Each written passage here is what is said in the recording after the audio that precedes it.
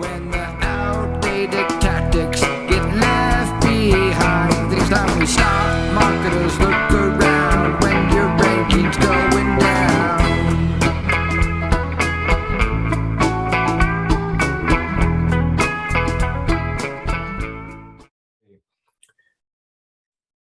It's the Jim and Ann Show, the Jim and Ann Show. Let's go. I'm Jim, that's Ann. I'm Ann. I'm here. Again, I'm not there. All right, you're here on the screen. All right. I'm just here. There's Ann. And there is Jim. Why does Google not recognize my competitors' links as manipulated? This is one of the questions from, I think it's Search Engine Roundtable. This goes way back. I think everyone, when you look at your competitors' links, everyone is like, I'm good and clean, and what I'm doing is right, and my competitors are bad. And I think it might have been Greg Boser that coined the phrase spam is search pages above me. And everyone always thinks that, any of their competitors, however they're getting links, is wrong. They're spam. And maybe some are, I guess it's what do you consider spam, but a lot of it, if you're getting exact match anchor text, buying links, that's clearly spam.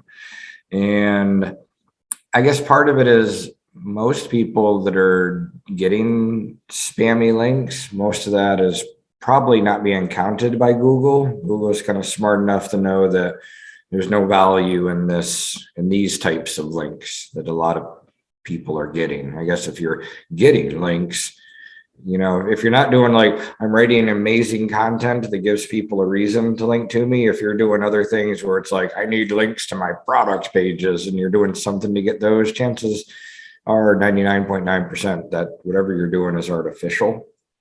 If people are naturally linking to something, hey, great. But in any case, so why doesn't Google get it? Well, they are filtering out a lot of it. Some of the stuff counts for a bit and then it gets filtered.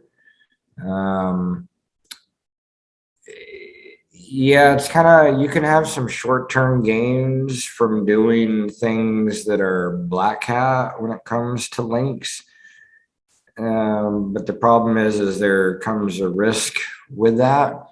And the risk, let's say you go out and you purchase 1 million links. You go to Fiverr and you buy from, 100 different people. I'll take all these links. They're cheap. And, maybe Google's, filtered out 99% of it, which means 1% of that is counting. And that could give you a boost. And then over time, what happens is, Google finds that or maps that out, that's devalued. And then, you lose that, or, that's kind of the best case. If something happens, Google just makes it not count. Worst case is Google says, well, I guess there's a couple things. If Google suddenly says it doesn't count, and that's the only thing that I was holding your site up, then you're gonna fall. You don't have anything backing it up. And so if that was the only thing that was holding you up, you're out of the game. I guess other things are,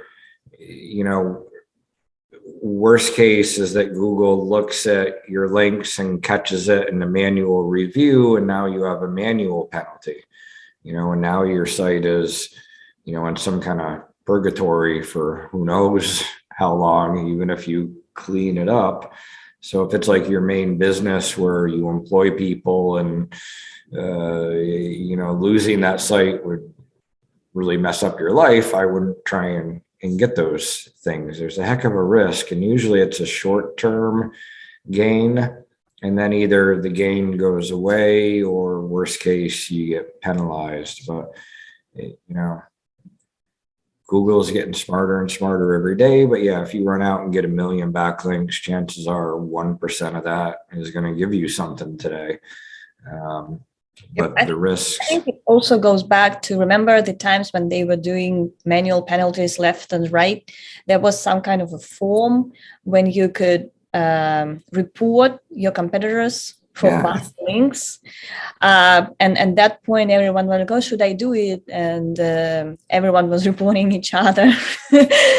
And one thing here is that I think, and I'm happy about that personally, beyond that these days, because we don't know, we are looking at the links and we don't know which of those are counted, which of those are filtered, which of those are doing any different. So you could look at the link profile and you can tell some of those are paid links, but Google may know that already. And they may know, and they may just not counting them. And that page is ranking not thanks to those links, but for other reasons. So there's nothing is as straightforward these days. And you cannot just look at competitors and say, hey, these are exactly backlinks that made them rank for these. True too. Yeah. Yeah. There's lots of other factors involved as well.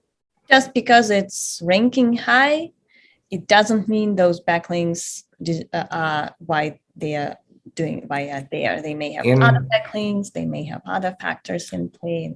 And you never know what's in their disavow file as well. Exactly. You know, maybe someone did do an SEO, black hat SEO attack on them, but all that stuff's in their disavow, or, who knows?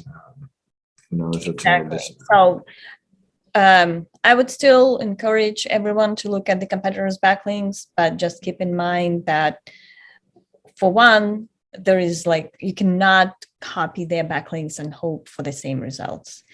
And secondly, you never know which of those links are even counted. So just always keep that in mind. If you find some great ideas of getting links there, it's more the educational thing, seeing how people get those backlinks, but there is nothing straightforward anymore.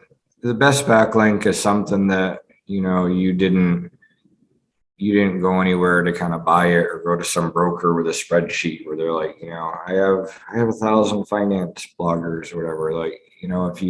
If you write quality stuff, or, even if you call it, link baity stuff or viral stuff, if you come up with, great informational, entertaining, whatever, extra stuff around your topic, and people naturally start referencing it, then you start to become the expert in that area.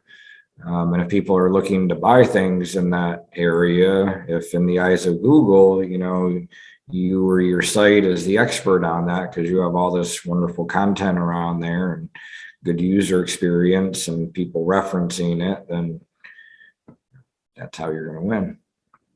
Exactly. Marketers look good.